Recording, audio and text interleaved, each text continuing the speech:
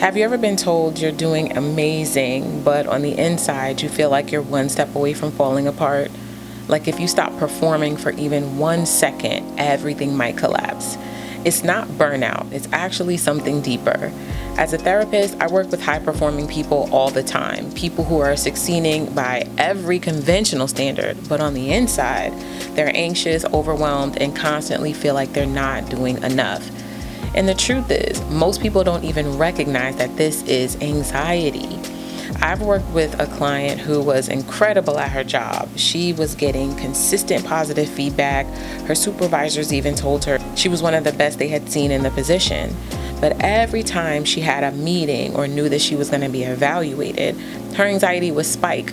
Her thoughts would race. She would be thinking, what if I mess up? What if they see something that I missed? Or what if I'm not as good as they think I am? Here's the thing. Her anxiety had nothing to do with her ability at all.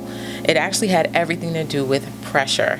Because even though she was performing well, on the inside, she didn't feel safe.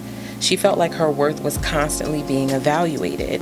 And the truth is that high-functioning anxiety is that deceptive, because from the outside, it looks like success, productivity, or responsibility, but on the inside, it feels like fear of failure, constant overthinking, pressure to maintain a certain image, and never feeling like you can rest. Please understand, it's not that you're incapable. It's that your nervous system is operating in a constant state of pressure. And I want you to notice the difference. Performance-based identity says, I have to do well to be enough, whereas secure identity says, I am enough, whether I perform or not. And if you've spent your life being praised for what you do instead of who you are, you will unconsciously tie your worth to your performance all the time. This doesn't just come out of nowhere. High-functioning anxiety is often developed during childhood in environments where love or approval felt like they were conditional, or you were rewarded for achievement, or even if mistakes felt unsafe or they were heavily criticized, or when you learned to anticipate expectations of others instead of expressing your own needs. So you adapt. You become highly aware, highly responsible, highly driven, all the things, but you also become highly anxious. When my client began to understand this, she realized something really powerful.